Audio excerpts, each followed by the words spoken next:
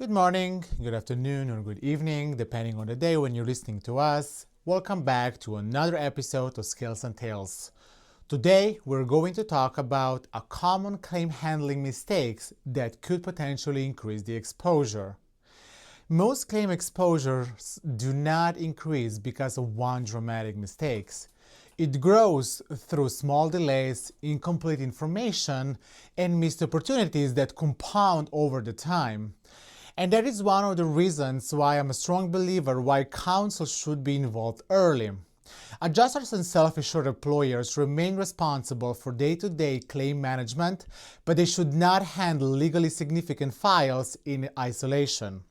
Every adjuster is extremely busy, and I'm quite impressed how much a single adjuster can handle on a daily basis. However, we are all humans and we all do mistakes. God knows I've made a couple of them before. Therefore, it's always good to get a second pair of eyes on your files, and early involvement of defense counsel helps identify viable defenses, preserve objections and deadlines, structure the investigation, and prevent routine communications from undermining the file. An attorney is most valuable before a mistake occurs, not merely after a claim has become contested or expensive. And we all know that workers' compensation claims are very deadline driven. A late filing, an untimely objection, mishearing directive, or delayed response to a treatment request can eliminate defenses that are otherwise had merit.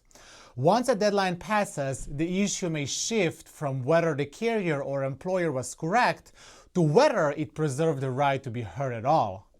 The practical solution is disciplined calendaring and early attorney review when a deadline may affect compensability, treatment, benefits, or litigation rights. Every notice, every decision, every medical report, and every authorization request should generate a deadline. An attorney can confirm the required response and preserve defenses before the opportunity is lost, especially in time where the board panel will find every defense waived if not properly asserted. And the earliest stage of claim is often the best and sometimes the only opportunity to obtain reliable evidence.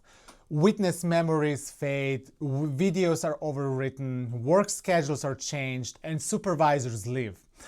An investigation limited to the employer's first report may overlook whether the incident occurred in the course of employment, whether timely notice was given, whether there were any witnesses, or whether the claimant had similar prior complaints.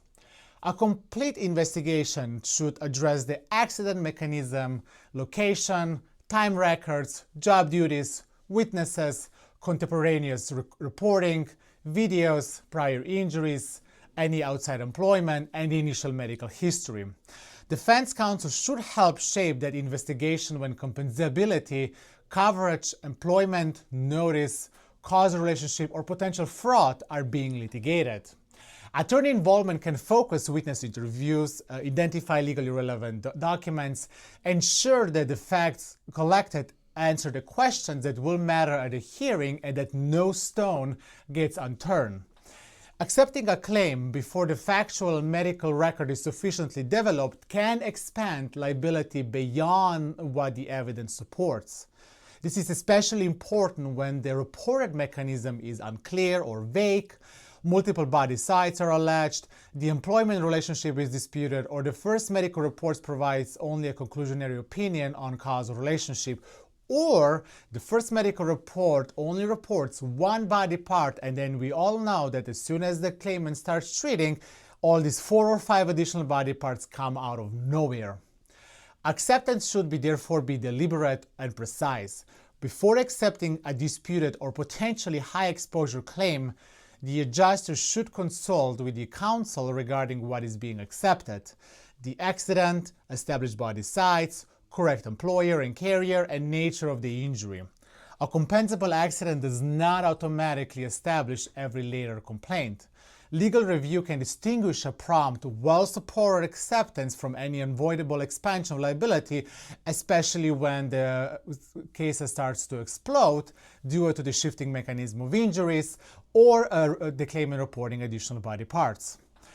Now, Exposure increases when the employer, adjuster, defense counsel, nurse case managers, and investigator operated with different information. Counsel should be integrated into the communication flow, not contact only on the eve of a hearing or after the investigation has been completed. The employer may know that the claimant returned to work, declined to modify duty, or has a prior injury while the adjuster continues paying benefits without that information. Counsel may also learn of surgery, testimony, additional facts, or new body sites too late to respond effectively. Useful communication is timely, specific, documented, and properly rooted.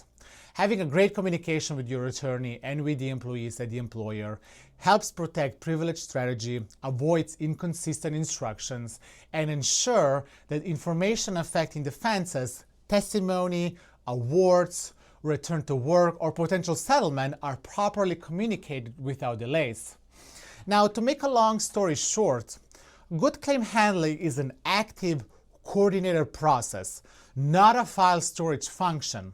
The strongest files show a continuous cycle: investigate, obtain timely legal guidance, decide, communicate, document, reassess, and follow up. Adjusters and self-insured employers should involve defense counsel early whenever legal rights, disputed facts, medical proof, testimony, or significant exposure may be affected. That partnership preserves defenses and supports informed decision before avoidable exposure becomes permanent and decreases the cost of the claim. Thank you very much for listening, and see you next time.